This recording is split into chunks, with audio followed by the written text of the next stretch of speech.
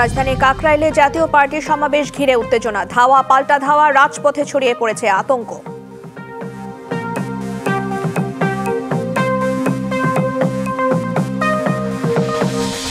স্বৈরাচারী ব্যবস্থা বিলোপে জুলাই সনদ গুরুত্বপূর্ণ মাইল ফলক হবে, মন্তব্য বদিউল আলমের। ভোটের সময় সাংবাদিকের ইসির অনুমোদনই যথেষ্ট, বলছেন উপদেষ্টা সাখাওয়াত।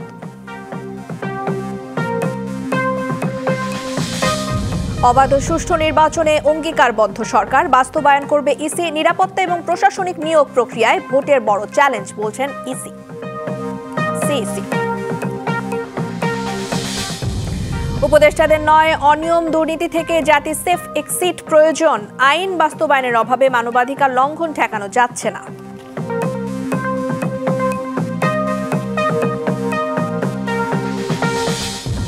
নতুন স্বপ্ন নিয়ে বিধ্বস্ত ভিটায় ফিরছেন গাজাবাসী। অনিশ্চিত ভবিষ্যৎ নিয়ে আছে শঙ্কা ও মুক্তির অপেক্ষায় জিম্মি এবং বন্দীরা। রাজধানীর কাকরাইলে জাতীয় পার্টির কর্মী সমাবেশে দফায় দফায় ককটেল বিস্ফোরণের ঘটনা ঘটেছে। দুপুরের ককটেল বিস্ফোরণ ছাড়াও পুলিশের সঙ্গে ধাওয়া পাল্টা ধাওয়ার ঘটনা ঘটে। পরিস্থিতি নিয়ন্ত্রণে পুলিশ টিয়ার শেল নিক্ষেপ করে। পরিস্থিতির মধ্যে জাপা চেয়ারম্যান জিএম কাদেরকে সমাবেশ স্থল থেকে সরিয়ে নেওয়া হয়েছে। এর আগে আসন্ন জাতীয় সংসদ নির্বাচনে অংশ নেওয়া, দলীয় প্রতীক নিয়ে ষড়যন্ত্র সহ সার্বিক বিষয়ে জরুরি সভা ডাকেন জাতীয় পার্টির চেয়ারম্যান। সকাল থেকে ট্রাকে অস্থায়ী মঞ্চ বানিয়ে শুরু হয় কর্মী সমাবেশ। মঞ্চে উপস্থিত হন চেয়ারম্যান সহ সিনিয়র নেতারা। খণ্ড খণ্ড মিছিল নিয়ে ঢাকার বিভিন্ন জায়গা থেকে এসে যোগ দেন নেতাকর্মীরা। তবে ককটেল বিস্ফোরণের পেছনে কারা জড়িত সে বিষয়ে এবং কোনো হতাহতের তথ্য পাওয়া যায়নি। বর্তমানে সেখানে আইন শৃঙ্খলা বাহিনী অবস্থান করছে। সবশেষ পরিস্থিতি জানাতে ঘটনাস্থল থেকে যোগ দিচ্ছেন সহকর্মী হাসিফ পান্থ। হাসিফ, এখন সেখানে কি পরিস্থিতি জানাবেন আমাদের? ধন্যবাদ রেদওয়ানা। আসলে আমি এই মুহূর্তে অবস্থান করছি জাতীয় পার্টির কেন্দ্রীয় কার্যালয়টির সামনে থেকে। যেমনটি বলছিলেন কিছুক্ষণ আগেই, আমি একটু দেখাবো আমার পেছনের যে চিত্রটি। এখনও কিন্তু বেশ অনেকটাই থমথমে অবস্থায় আছে। তবে কিছুক্ষণ আগে রমনা জোনের যিনি ডিসি মাসুদ সাহেব, তার সঙ্গে আমরা কথা বলার চেষ্টা করেছিলাম। তিনি জানাচ্ছিলেন আসলে জাতীয় পার্টির কিন্তু সেই সমাবেশের কোনো অনুমতি নেওয়া ছিল না। পরবর্তীতে তারা যখন এসে কথা বলার চেষ্টা করে, কোনোভাবে তাদের সাথে আসলে তখন ধাওয়া পাল্টা ধাওয়া, ইট পাটকেল এবং তারপরে লেগে যায় সংঘর্ষ। এক পর্যায়ে কিন্তু আসলে এখানে মঞ্চ করে, যেখানে স্টেজ করে আয়োজন করা হয়েছিল, পরবর্তীতে বেশ অনেকগুলো চেয়ার টেয়ার ভাঙা হয়। এছাড়াও কিন্তু আসলে বিভিন্নভাবে ধাওয়া পাল্টা ধাওয়ার ঘটনা ঘটে। তবে হতাহতের ঘটনা এখন পর্যন্ত সঠিক তথ্য কিন্তু আমরা জানতে পারিনি। আমি যদি একটু কথা বলার চেষ্টা করব একজন কর্মীর সঙ্গে, যে আপনারা কখন এসেছিলেন এখানে? আমরা তো সকালে এসেছি। আমার নাম মোহাম্মদ শৈল নাম, আমি জাতীয় ছাত্র সমাজের রাজশাহী বিভাগের সদস্য সচিব হয়েছি। আমি বলতে চাচ্ছি, এইভাবে পুলিশ আমাদের উপর যে আক্রমণ করবে আমরা বুঝতে পারিনি, কারণ সকাল থেকে আমার সাথে পুলিশ আছে, আমাদের নিরাপত্তা দিচ্ছে। কিন্তু হঠাৎ করে আমরা ছাত্র সমাজের প্রোগ্রাম এখানে মিছিল নিয়ে আসার পর আমরা পিছনে গেলাম চেয়ারম্যান স্যারের নির্দেশে। হ্যাঁ, জাতীয় পার্টির আমাদের ছাত্র সমাজের কেন্দ্রীয় কমিটির সেক্রেটারি কানে কি শুনতে পাচ্ছে না গ্রেনেড হামলার কারণে। আমরা তো নিঃশ্বাস দিতে পারছি না। আমাদের বিভিন্নভাবে গুলি করা হয়েছে, ওখান থেকে গ্রেনেড হামলা করা হয়েছে, পানি নিক্ষেপ করা হয়েছে। আয়োজনের অনুমতি দেওয়া ছিল না এমনটি? না, জাতীয় পার্টি অনুমতি না নিলে সকালটা পুলিশ বাহানা তো করতে দিত না। পুলিশ সকাল থেকে এখানে আছে, অনুমতি ছিল। এবং আমাদের মহাসচিব বলেছে 2 মিনিট সময় দেন। এই 2 মিনিট আমাদেরকে সময় দেওয়া হয় না। কেন দিল না, এটা পুলিশকে জবাব দিতে করতে হবে এবং সরকারকে করতে হবে। কেন ছাত্র জনতার এই কিছু টাকার বিনিময়ে, কিছু উপদেষ্টার কারণেই আজকে পুলিশ বাহিনী এই সাহস দেখাইছে। রেদওয়ানা, আমরা কথা বলছিলাম একজন কর্মীর সঙ্গে, যিনি সকাল থেকে কিন্তু উপস্থিত ছিলেন। সেখানে থাকা অবস্থায় কিন্তু এক পর্যায়ে তিনি জানাচ্ছিলেন যেমনটি, যে হুট করেই কিন্তু তাদের এই অতর্কিত হামলাটি হয়। তবে পুলিশের পক্ষ থেকে কিন্তু আসলে তেমনটি বলা হচ্ছিল না। যে তারা জানাচ্ছিলেন এমনটি, যে আসলে সব মিলিয়ে তাদের অনুমতি ছিল না। তারা রাস্তা আটকে কিন্তু সমাবেশ করছিলেন, বিধেই তাদের নিষেধ করা হয়। তার পরপরই কিন্তু তারা দুপক্ষেরই একটি ধাওয়া পাল্টা ধাওয়া কিংবা হামলার ঘটনা ঘটে। সব মিলিয়ে কিন্তু আসলে এখনও সঠিকভাবে আসলে কতজন হতাহত হয়েছে কিংবা কেউ গুরুতর অবস্থায় আছে কিনা, এই বিষয়টি কিন্তু এখনও আমরা সঠিক তথ্য পাইনি। তবে শীঘ্রই আমরা জানতে পারবো। এবং সর্বশেষ জানাচ্ছিলাম জাতীয় পার্টির কার্যালয়ের সামনে থেকে। রেদওয়ানা, পান্থ, পরবর্তীতে নতুন কোনো তথ্য আসলে আবার আপনার সাথে যোগাযোগ করব। ধন্যবাদ আপনাকে। গাজীপুরের কাপাসিয়ায় বিএনপি স্থায়ী কমিটির সাবেক সদস্য অবসরপ্রাপ্ত ব্রিগেডিয়ার জেনারেল আসম হান্নান শাহর নবম মৃত্যুবার্ষিকী উপলক্ষে স্মরণ সভার আয়োজন করা হয়েছে। এতে যোগ দিয়ে কথা বলছেন দলটির মহাসচিব মির্জা ফখরুল ইসলাম আলমগীর। সরাসরি চলে যাচ্ছি আমরা সেখানে। প্রতিটি মৃত্যুবার্ষিকীতে আমি কাপাসিয়ায় আসার চেষ্টা করি। আমাকে হান্না যখন বলে আমি রাজি হই, আসতে চাই জন্যে যে তাকে আমি বিশেষভাবে শ্রদ্ধা করতাম। আমাদের দল যখন সবচেয়ে বড় কঠিন সময়গুলো পার করছিল, সেই সময়গুলোতে যিনি অকুত ভয়ে সামনে এসে দাঁড়িয়ে দলকে তুলে ধরেছিলেন সামনের দিকে, দলের কথা, আমাদের নেত্রীর কথা, আমাদের নেতার কথা যিনি অকুত ভয় উচ্চারণ করেছিলেন বাংলাদেশের মানুষের সামনে, তখন সেই নেতা বারবার জেলে গেছেন এবং একবার আমার সুযোগ হয়েছিল তার সঙ্গে একসাথে জেলে যাওয়া। সে একসাথে জেলে আমরা ঢাকা জেল থেকে কাশিমপুর জেলে এসেছিলাম। আমি দেখেছি সেই সময়ে তিনি কি রকম একজন দেশপ্রেমিক, কেমন একজন বিএনপি প্রেমিক এবং মানুষকে ভালোবাসার মানুষ ছিলেন। তার সম্পর্কে দীর্ঘ আলোচনা করা যায়, দীর্ঘ আলাপ করা যায়, তার গুণের কথাগুলো কোনোদিন বলে শেষ করা যাবে না। তিনি একজন জাতীয় নেতা ছিলেন। তিনি ব্যক্তিগত স্বার্থকে কখনো বড় করে দেখেননি। তিনি সবসময় দলকে, আমাদের নেতা জিয়াউর রহমান সাহেবকে, আমাদের নেত্রী দেশনেত্রী বেগম খালেদা জিয়া, আমাদের তরুণ নেতা তারেক রহমান সাহেবকে সবসময় সামনে রেখে রাজনীতি করেছেন। বন্ধুগণ, আজকের এই সমাবেশে আমরা তার আত্মার মাগফিরাত চাইব, পরম করুণাময় আল্লাহ তাআলার কাছে এই দোয়া চাইব যে আল্লাহ তাআলা তাকে যেন বেহেশতের সর্বশ্রেষ্ঠ স্থানে তাকে স্থান দেন। আমরা চাইব যে তার সন্তানকে, যে আজকে আপনাদের সামনে তারই প্রতিনিধি হিসেবে দাঁড়িয়েছে, আমাদের রিয়াজকে তিনি যেন কবুল করে নেন এবং তাকে যেন সেই জায়গায় স্থাপন করেন। ফেব্রুয়ারিতে ত্রয়োদশ জাতীয় সংসদ নির্বাচন। সারা দেশ প্রস্তুত হচ্ছে একটি অবাধ, সুষ্ঠু এবং গ্রহণযোগ্য নির্বাচনের জন্য। কি ভাবছেন সাধারণ মানুষ থেকে শুরু করে আগামী জনপ্রতিনিধিরা? সে কথা জানাতে ডিবিসি নিউজের ইলেকশন এক্সপ্রেস ছুটে যাচ্ছে সব সংসদীয় আসনে। এখন রয়েছে সংসদীয় আসন 49, নওগাঁ 4। সিএসআরএম ডিবিসি ইলেকশন এক্সপ্রেসে আমরা আছি নওগাঁর মান্দা উপজেলা। আপনি জানেন যে এটি নওগাঁ 4 আসন। আমরা যতটুকু জানতে পেরেছি বেশ বড় একটি উপজেলা, 14টি ইউনিয়ন, যেখানে জনসংখ্যা প্রায় 4 লাখের বেশি। আমরা আগে জানতে পেরেছি এখানে ভোটার সংখ্যা 3,19,000। তো আমাদের সাথে এই মুহূর্তে যুক্ত হয়েছেন নওগাঁ জেলার আমির আব্দুর রাকিব, দুঃখিত। তো আপনাকে স্বাগত জানাচ্ছি আমাদের ইলেকশন এক্সপ্রেসে। আপনি এলাকার দীর্ঘদিন ধরে নেতৃত্ব দিচ্ছেন, জেলার অভিভাবক, সামনে নির্বাচিত হওয়ার খুব অফুরন্ত সুযোগ তৈরি হয়েছে। তো আপনাদের এই সম্ভাবনাকে আপনি কিভাবে দেখছেন? জি আলহামদুলিল্লাহ, আপনাকেও স্বাগতম। ডিবিসি এক্সপ্রেস ইলেকশনকে স্বাগতম। দেশে এবং প্রবাসে যারা দেখছেন সকল ভোটার ভাই বোনদেরকে আমার আন্তরিক ধন্যবাদ। আপনি সত্যি বলছেন যে জুলাই বিপ্লবের পর একটা সম্ভাবনা দেখা দিয়েছে। এই মান্দা অতীতেও সম্ভাবনাময় ছিল আমাদের। অতীতে একসময় আমাদের এমপি ছিল, একসময় উপজেলা চেয়ারম্যান ছিল। বর্তমান এখনও আমাদের অনেক বাধা বিপত্তি উপেক্ষা করে 3 জন ইউনিয়ন চেয়ারম্যান আছে। মান্দা জামাত ইসলামের মান্দা। আমরা জোটের স্বার্থে পরপর কয়েকবার আমরা প্রত্যাহার করি। আমি পুরাতন প্রার্থী, আমরা প্রায় 4 বার এখানে আমি প্রার্থী। আমি জোটের স্বার্থে আমি প্রত্যাহার করি। আমি বিশ্বাস করি মান্দা জামাত ইসলামের ঘাঁটি। আর জুলাই বিপ্লবের পর আমরা দৃশ্যমান যে কাজগুলো করেছি, গণমানুষের পাশে যেভাবে আমি দাঁড়িয়েছি এবং বিগত 30 বছর ধরে এই মাঠে আমি আমার জনশক্তি নিয়ে, আমার কর্মী বাহিনী নিয়ে আমি সামাজিক এবং সাংগঠনিক কাজ এভাবে মজবুতভাবে আঞ্জাম দিয়ে এসেছি, তাতে আমরা আগামী দিনে আমাদের জন্য সমূহ একটি সম্ভাবনা আমরা দেখছি। যতটুকু জানি এখানকার পুরুষ ভোটার 1,58,000 এবং নারী ভোটার 1,60,000, মানে এখানেও নারী ভোটারের সংখ্যা বেশি। কতটা সফট কর্নার আছে তাদেরকে ভোট কেন্দ্রে নিয়ে আসার জন্য, বা প্রচারণায় গিয়ে আপনারা কিভাবে তাদেরকে আনার চেষ্টা করবেন?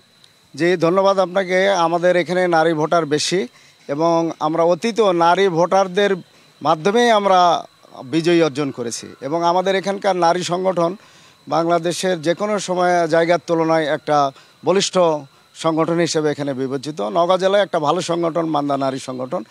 আর আমি ব্যক্তিগতভাবেও আমার জনশক্তি নিয়ে প্রায় 30 বছর এখানকার নারী পুরুষ বিভিন্ন ধর্ম বর্ণ সকল মানুষের মধ্যে আমরা বিচরণ এবং কাজ করি। আমার বিশ্বাস যে এ দেশের মানুষ যেমন ইসলাম পছন্দ করে, আমার মান্দা থানায় ইসলামী সেন্টিমেন্ট নারীদের মধ্যে সবচেয়ে বেশি। এই জন্য আগামী দিনে তারা ইসলামী দল, ইসলামী ব্যক্তিত্ব এবং দাঁড়িপাল্লা প্রতীকের বিজয়ী তারা চায়। নারী ভোটারদের বেশি আমরা পাবো এই আশাবাদ ব্যক্ত করি। তরুণ ভোটারদের প্রতি কি প্রত্যাশা আপনাদের? জি ধন্যবাদ আপনাকে। তরুণ ভোটার, আমরা জুলাই বিপ্লবে যেটা দেখছি তরুণদের উল্লেখযোগ্য ভূমিকা। আমরা আগামী দিনে দেখছি যে বিগত 53 বছর যেভাবে দেশ পরিচালিত হয়েছে, আজকে তরুণেরা একটা নতুন বাংলাদেশের স্বপ্ন দেখছে।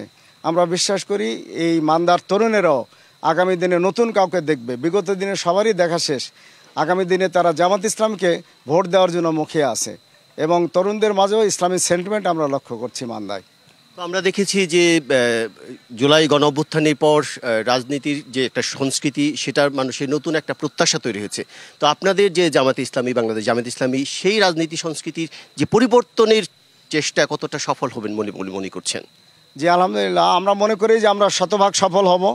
যে পরিবর্তনের যে হাওয়া আজকে সারা বাংলাদেশে বইছে, মান্দাতে এই হাওয়া আজকে শুরু হয়েছে। যে আগামী দিনে মান্দাবাসী একটা নতুন কিছু দেখতে চায়, নতুন রাজনীতি দেখতে চায়, যে রাজনীতিতে হানাহানি মারামারি কাটাকাটি হিংসা বিদ্বেষ থাকবে না। শান্তিপূর্ণ একটা মান্দা দেখার প্রত্যাশী এদেশের সবাই এবং আমার মান্দাবাসী। তো আমরা বিশ্বাস করি যে অতীতে যেমন এখানে দুর্নীতি, এখানে লুটপাট এবং দখলদারিত্ব, চাঁদাবাজি, সন্ত্রাস, মাদক ইত্যাদির সয়লাভ বয়ে গেছে, সেখান থেকে আমরা বেরিয়ে আসব। নতুন কিছু দেশবাসীকে, মান্দাবাসীকে আমরা উপহার দিতে। ক্ষমতায় যাওয়ার স্বপ্ন জামাতে ইসলামী নাকি জনগণের স্বপ্ন জামাতকে নিয়ে? না, জামাত কখনো ক্ষমতায় বিশ্বাসী না। জামাত আগেই বলেছে যে আমরা ক্ষমতায় যেতে চাই না, আমরা জাতির সেবক হতে চাই। আপনাকে অনেক ধন্যবাদ আমাদের সাথে সংযুক্ত হওয়ার জন্য। এতক্ষণ শুনছিলাম যে আমরা মান্দা উপজেলার যে এখানকার সম্ভাব্য যে জামাতের প্রার্থী, তার সাথে কথা বলছিলাম। তিনি তাদের ভোটারদের নিয়ে কী স্বপ্ন সেটা আমরা শুনছিলাম। আমরা পরবর্তীতে এই মান্দা, এই নওগাঁ 4 আসনেই থাকবো। সেখানে অন্য কোনো জনপ্রতিনিধি, সম্ভাব্য জনপ্রতিনিধি, তার সাথে কথা বলার চেষ্টা করবো। ততক্ষণ CSRM DBC ইলেকশন এক্সপ্রেস আমাদের সাথেই থাকুন। 15 অক্টোবর জুলাই সনদের স্বাক্ষরের দিনই নোয়াখালীকে বিভাগ ঘোষণা করার দাবি জানিয়েছে বৃহত্তর নোয়াখালীবাসী। দুপুরে জাতীয় প্রেস ক্লাবের সামনে আয়োজিত এক মানববন্ধন কর্মসূচি থেকে এই দাবি জানান তারা। অন্যথায় দাবি আদায়ে আন্দোলনে যাওয়ার ঘোষণাও দেওয়া হয়েছে। সকালে রাজধানীর জাতীয় প্রেস ক্লাবের সামনে নোয়াখালীকে বিভাগ ঘোষণার দাবিতে মানববন্ধনের আয়োজন করা হয়। এতে বৃহত্তর নোয়াখালী সহ আশেপাশের কয়েকটি জেলার হাজারো মানুষ অংশ নেন। এ সময় বক্তারা নোয়াখালীকে বিভাগ ঘোষণা করার দাবি জানান। 1 কোটি মানুষ আজকে ঐক্যবদ্ধ নোয়াখালী বিভাগের জন্য। 1 কোটি মানুষের দাবি বাংলাদেশে ইনশাআল্লাহ 15 অক্টোবর জুলাই সনদের স্বাক্ষরের দিনই নোয়াখালীকে বিভাগ ঘোষণা করার দাবি নোয়াখালীর সাধারণ মানুষের। বাংলাদেশের জিডিপির ম্যাক্সিমামটাই নোয়াখালীবাসীর থেকে আসে। আমাদের এখানে প্রায় 10 লক্ষ লোক পৃথিবীর নানান দেশে তারা রেমিটেন্স যোদ্ধা হিসেবে কাজ করে। দেশ ছাড়িয়ে প্রবাসে, দেশের বাইরে যেখানে বাংলা ভাষাভাষী নোয়াখালীরা আছে, তারাও কিন্তু এই দাবির সাথে একাত্মতা প্রকাশ করেছে।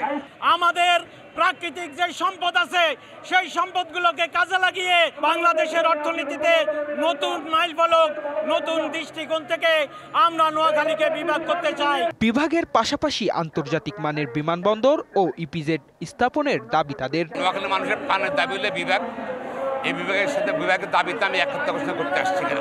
নোয়াখালীর লোকের দাবি, এটা দাবি বিভাগ করতে হবে এবং এটা যে পর্যন্ত বিভাগ ঘোষণা না হবে, এই সরকারও যে সরকার, আমার মনে হয় এই আন্দোলন অব্যাহত থাকবে। মানববন্ধন শেষে প্রেস ক্লাব থেকে একটি বিক্ষোভ মিছিল বের হয়ে বিভিন্ন সড়ক প্রদক্ষিণ করে একই স্থানে এসে শেষ হয়। Partha Saha, DBC news, Dhaka. চাঁদাবাজি, দখলদারিত্ব, সিন্ডিকেট এবং দুর্নীতির বিরুদ্ধে পঞ্চগড়ে লং মার্চ করছেন জাতীয় নাগরিক পার্টি এনসিপির উত্তরাঞ্চলের মুখ্য সংগঠক সার্জিস আলম। দুপুরে পৌরসভার চিনিকল মাঠ থেকে শুরু হওয়া এই লং মার্চে 5 উপজেলার নেতাকর্মীরা সহস্রাধিক মোটরসাইকেল নিয়ে অংশ নেন। এতে মাইক্রোবাস এবং পিকআপের বহরও দেখা গেছে।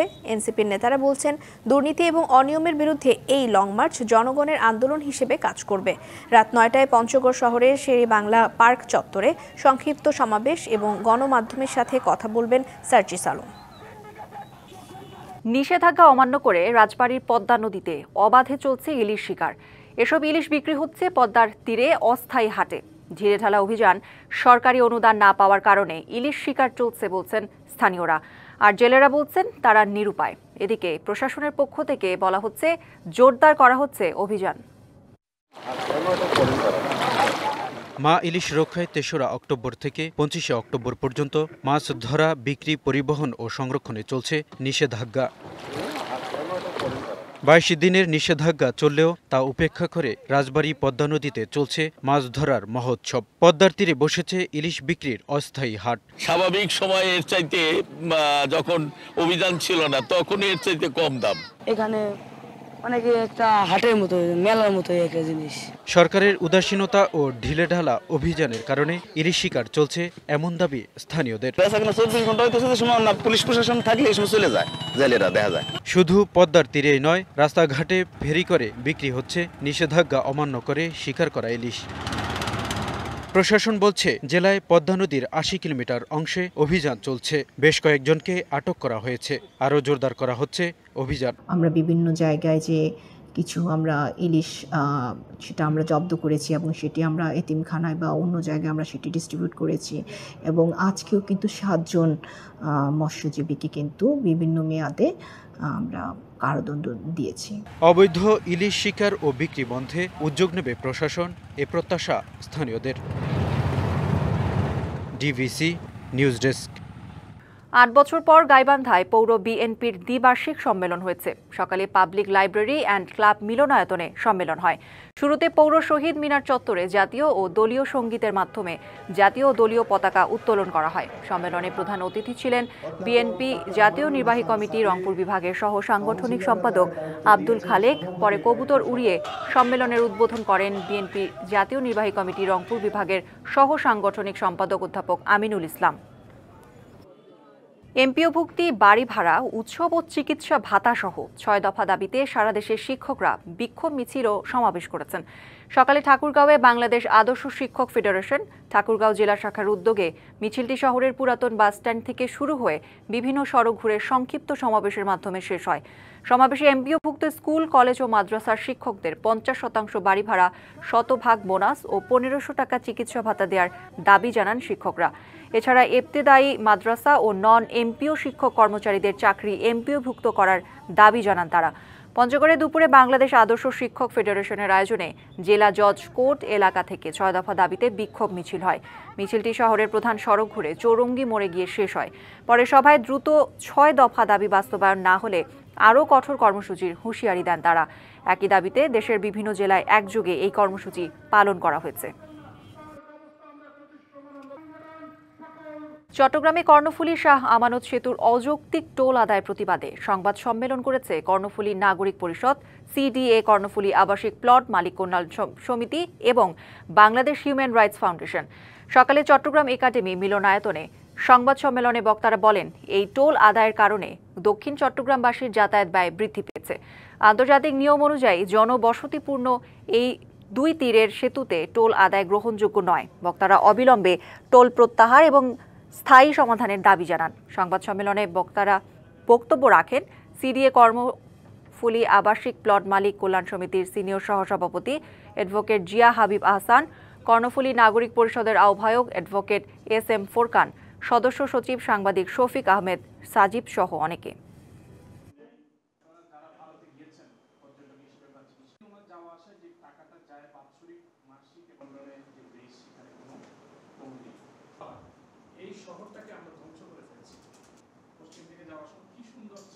ডিবিসি সারা বাংলায় এই ছিল এখনকার মতো। ডিবিসি নিউজের সংবাদগুলো পড়তে ভিজিট করুন dbcnews.tv আর ভিজিট করুন ডিবিসির ফেসবুক পেজ এবং ইউটিউব চ্যানেল। ডিবিসির সঙ্গেই থাকুন।